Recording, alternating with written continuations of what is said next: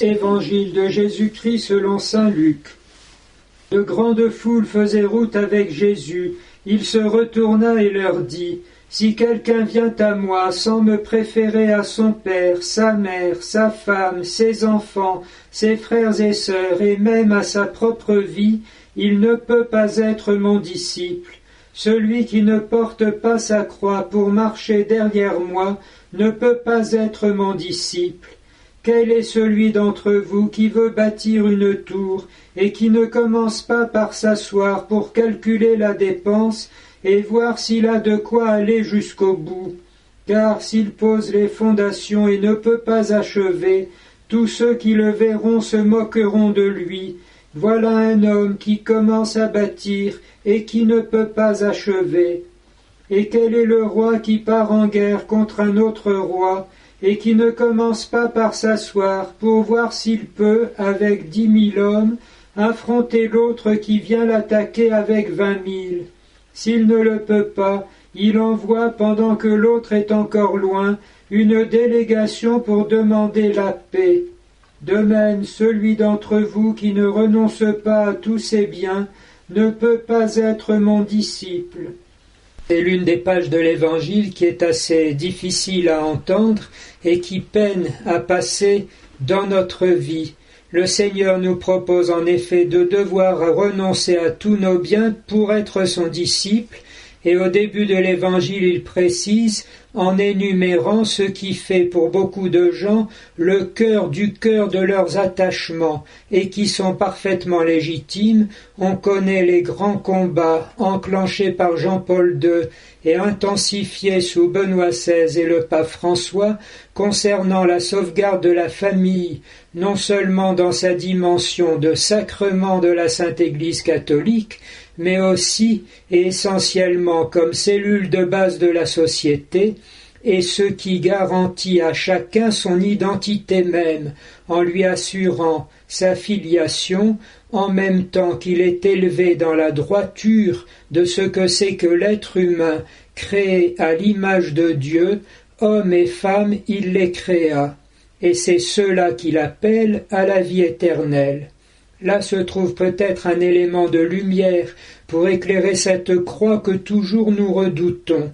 Si le Seigneur nous a mis ici-bas, c'est pour nous donner la capacité d'accueillir le don qu'il nous fait et qu'il nous promet, et qui est non pas de continuer éternellement ici-bas, mais d'entrer dans sa communion pour une éternité bienheureuse et une plénitude d'être dont nous n'avons aucune idée ici-bas, mais que nous affirmons dans la foi et que nous possédons déjà, comme disait Benoît XVI, mais en espérance, reprenant saint Paul et tout l'enseignement du Nouveau Testament.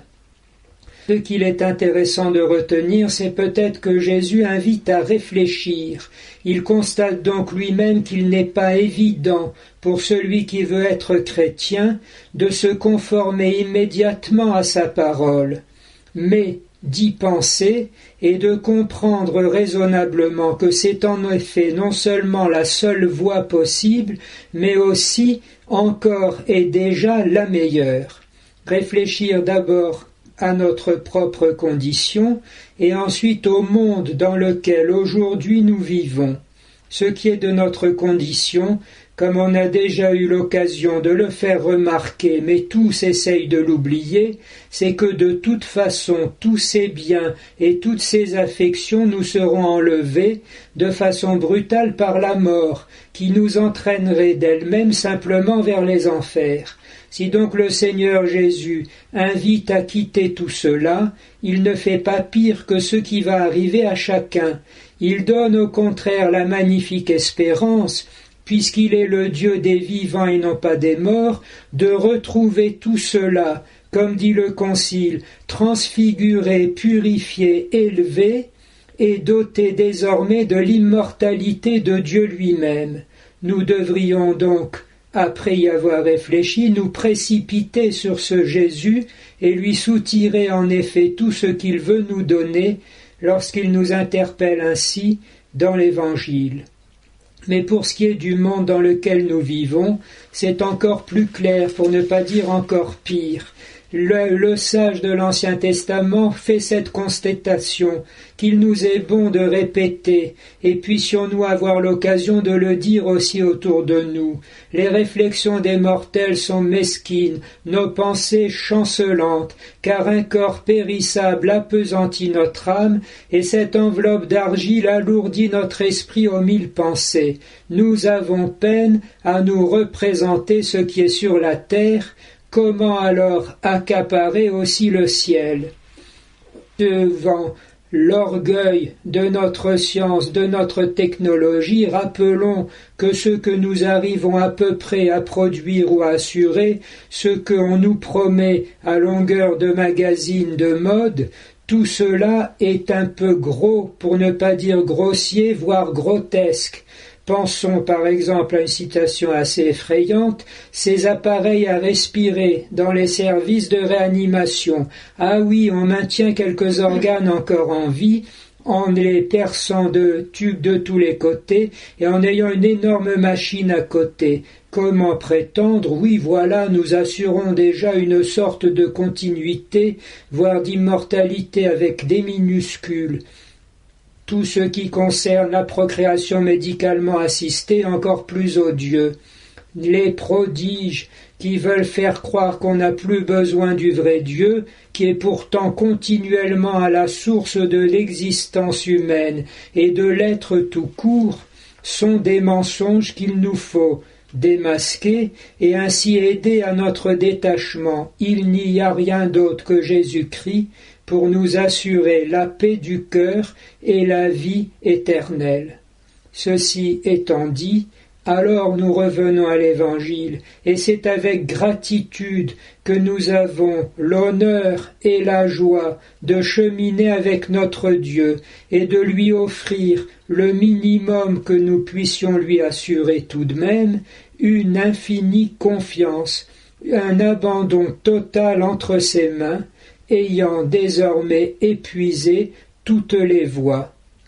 Beaucoup de nouveaux convertis d'ailleurs portent témoignage, comme après avoir erré dans toutes les propositions du monde, ils ont été trouvés par le Seigneur Jésus, et ils ne tarissent pas de bonheur en face de ce Jésus tout dépouillé et qui présente sa croix, eux qui avaient d'abord adoré les idoles les plus clinquantes du monde.